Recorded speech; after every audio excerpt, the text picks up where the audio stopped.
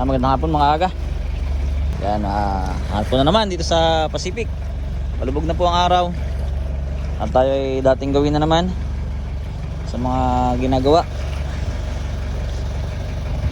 Ika-7 araw na po namin dito sa Pacific Ocean. At ang oras po natin, 6:05. Late po ang aking relo ng 5 minuto. 6:05 na po ng hapon. Malapit ng dumilim. At syempre ngayon po ang oras ng panguhuli na naman mga pamain o yung maliliit na tulinganan o yellowfin tuna. Dyan po nagpaiwan si EJ sa nag-aariba po siya. Ayan, kanina pa po yan dyan. Marami-rami ng huli niyan. At ang nandito sa bangka ay si Kuya Jigs at saka si Kuya Joseph lang sa harapan. Wala pang kumakain, Kuya. Tingnan natin dito sa harapan kung mayroon si Kuya Joseph. Itong gamit ni Tiyo, kanyang setup. Tapos tayo ay turno natin ngayon. Tayo ang magluluto. Nakapagsaing na tayo. Mag-aabang na lang tayo ng mga mahuhuli nila isda para makapagluto tayo ng pangulam. Sana makahuli tayo ng mga buraw o matambaka sila. Sana makahuli sila ng mga matambaka o buraw para yun ang gagawin nating pangulam ngayong hapunan. Makapagsigang naman tayo. Hindi pa tayo nakakapagsinabawan ulit. Ayan, abang-abang tayo mga aga. Wala pang kumakain. Uy, may buraw.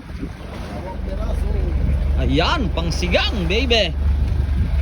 At si Kuya Jigs ay nakahuli na daw dito ng 2 buraw. Ayun, maliit-liit. Ito mga aga, matambaka. Tawagin. Dito may pasibad si Kuya Jigs. Yes, pinagbigyan sa matambaka. Ay, sasablay pa. Ay mga guys, ang yellowfin saka buraw na naman. Nagdagan ang buraw o matambaka kung tawagin. May isang tumalon kaso hindi dito na shoot, doon sa kawayan tumama. Kung na shoot siya, edi karagdagan sana siyang pangulam-ulam. Yan, bali ang gamit po ni Kuya Jigs, yan pala yung gamit mo kahapon, Kuya. Ilang biwas? 16? 3 silang kawil mga aga. Ito, kinainan na muli.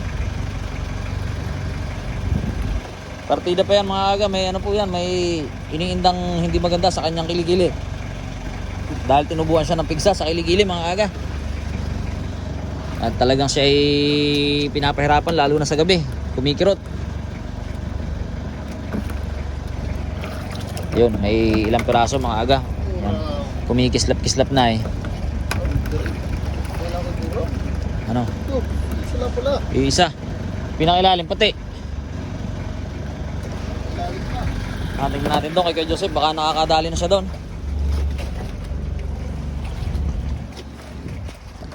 Yun! Buraw!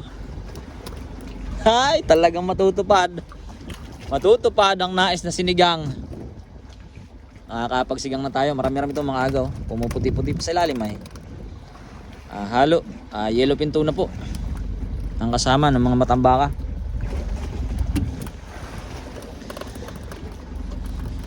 Hindi pa ganun ka panahon po ng matambaka ngayon dahil maliliit pa lang sila. Mga July, Kuya, July ang kasagsagan po ng mga matambaka na yan. Malalaki na yan ng July. Susunod na buwan, malalaki na po yan. Pero sa ngayon, mga pwede na silang ulamin. Yan ang mga size ng mga ginagawang tinapa. Yung mga ganong sukat.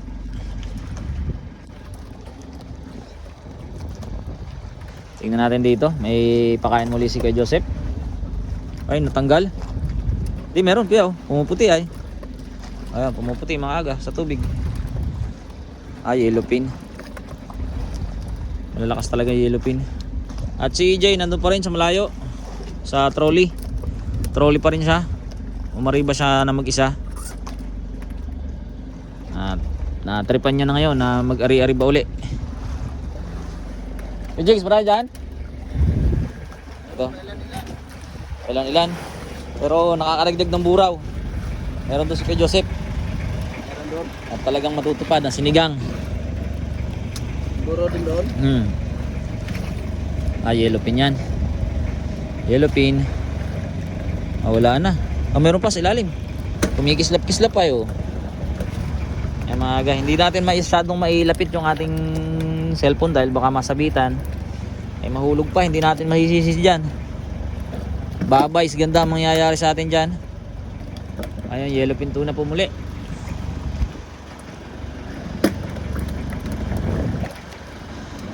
Okay. Ayun, may isa pa.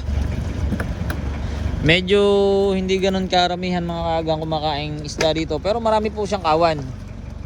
Maraming kawan tong payaw na tinalian namin ngayon. Kaso nga lang medyo malapit-lapit na sa tabi to, kaya siguro mailap-ilap yung mga isda o hindi pa lang oras na ikakain, baka mga busog sila. Kumpara sa tinalian namin kahapon, yung payaw doon na talagang puno-puno naman talaga ang mga kada ahon ng ng mga kawil nila kuya. Bihira lang yung mga absent na kawil. Lahat halos may laman.